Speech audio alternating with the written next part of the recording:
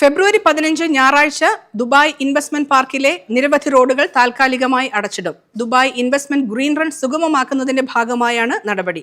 രാവിലെ 6:30 മുതൽ 9 വരെയായിരിക്കും അടച്ചിടുക. The market മോൾ റൗണ്ടബോട്ടിൽ നിന്ന് DIH റോഡ് വഴി ഫൈസൽ ജാസിം റൗണ്ടബോട്ടിലേക്കുള്ള റോഡ്, അൽ യലായിസ് റോഡിൽ നിന്ന് DIP 1ലേക്കുള്ള ഷോപ്പിംഗ് സെന്റർ പ്രവേശന കവാടം എന്നിവ അടച്ചിരിക്കും. DIPയുടെ ഉൾവശത്തെ റോഡുകളിൽ ലഘുവാഹനങ്ങൾക്ക് മാത്രമേ പ്രവേശനം അനുവദിക്കൂ. അടച്ചിടൽ കാലയളവിൽ ഭാരമേറിയ വാഹനങ്ങൾക്ക് ഉള്ളിലുള്ള റോഡുകൾ ഉപയോഗിക്കുന്നതിന് അനുവാദമുണ്ടാകില്ല. തടസ്സങ്ങൾ കുറയ്ക്കുന്നതിന് താമസക്കാർ ബദൽ വഴികൾ ഉപയോഗിക്കാനും അവരുടെ യാത്രകൾ മുൻകൂട്ടി ആസൂത്രണം ചെയ്യാനും അധികൃതർ നിർദ്ദേശിച്ചിട്ടുണ്ട്.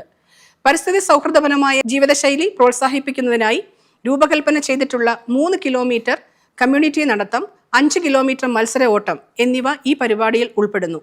UAEയുടെ കുടുംബവർഷം 2026 അനുബന്ധിച്ചിട്ടുള്ളതാണ് ഈ പരിപാടി.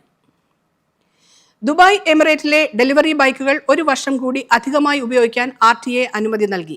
കർശനമായ സുരക്ഷാ പരിശോധനകൾ പൂർത്തിയാക്കിയാലാണ് ബൈക്കുകളുടെ കാലാവധി 1 വർഷത്തേക്ക് കൂടി നീട്ടുക. നിലവിൽ ഡെലിവറി ആവശ്യത്തിനായി രജിസ്റ്റർ ചെയ്യുന്ന പുതിയ ബൈക്കുകൾ 4 വർഷമാണ് ദുബായിൽ പരമാവധി ഉപയോഗിക്കാൻ അനുമതിയുള്ളത്. അതിനുശേഷം ഉപേക്ഷിക്കണം.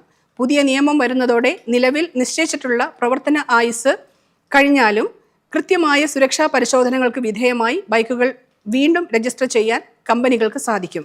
ഡെലിവറി കമ്പനികളുടെ പ്രവർത്തന ചെലവ് കുറയ്ക്കുന്നതിനോടൊപ്പം റോഡ് സുരക്ഷയും സുസ്ഥിരതയും ഉറപ്പാക്കാനാണ് നീക്കത്തിലൂടെ RTA ലക്ഷ്യമിടുന്നത്.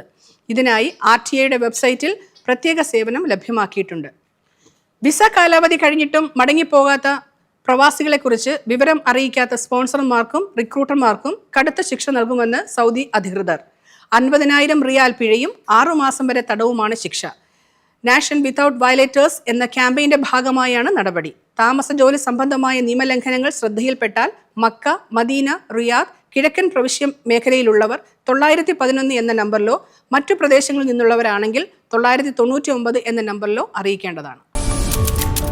NTV UAE to the world.